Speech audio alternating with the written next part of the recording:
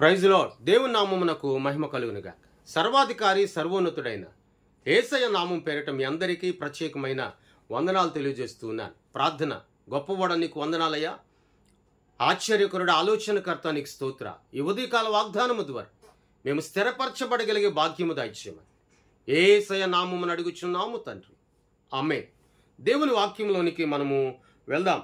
సామెతల గ్రంథం 10వ అధ్యాయం 6వ వచనాన్ని మనం చదువుకుందాం.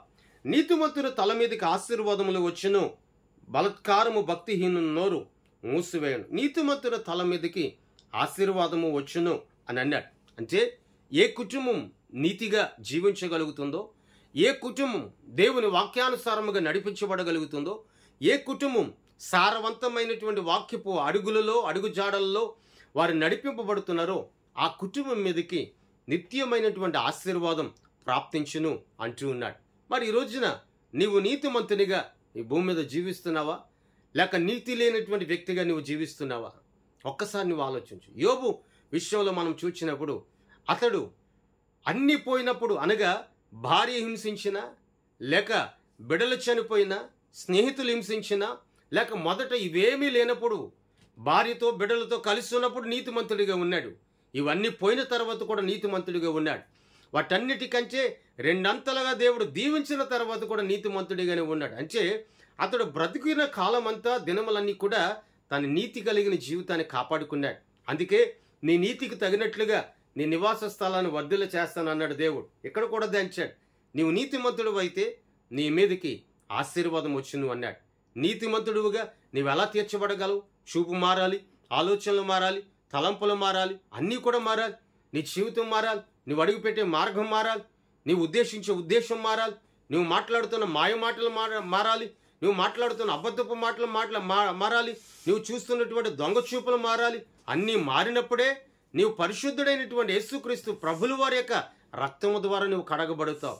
అప్పుడే నీతిమంతునిగా తీర్చబడతావు. ఇప్పుడు దేవుని బిడ్డ, మరి ఈ రోజున నువ్వు ఆలోచించు. నీతిమంతుడిగా ఉన్నావా, లేక నీతి లేని వ్యక్తిగా ఉన్నావా?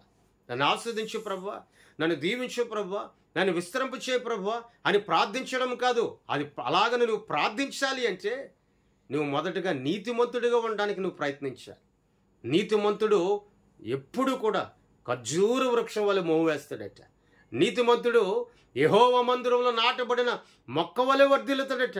మరి నువ్వు ఏ కోవకు చెందిన వ్యక్తిగా ఉన్నావు, ఏ గుంపుకు చెందిన వ్యక్తిగా ఉన్నావు? ఒకసారి నువ్వు ఆలోచించు.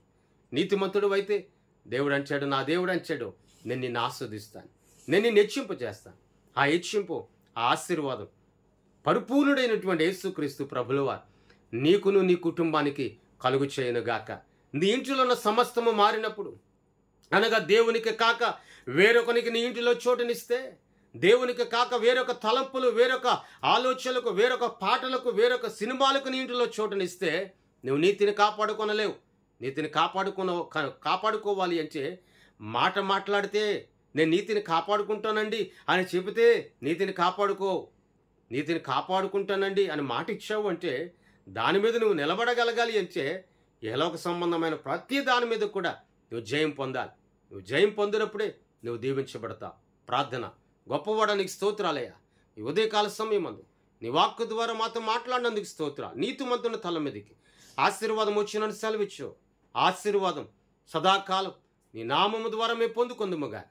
బలపరచండి, ఆదరించండి, శక్తిని దయచేయండి, తోడయుండమా యేసయ్య నామమున అడుగుచున్నాము తండ్రి. ఆమేన్.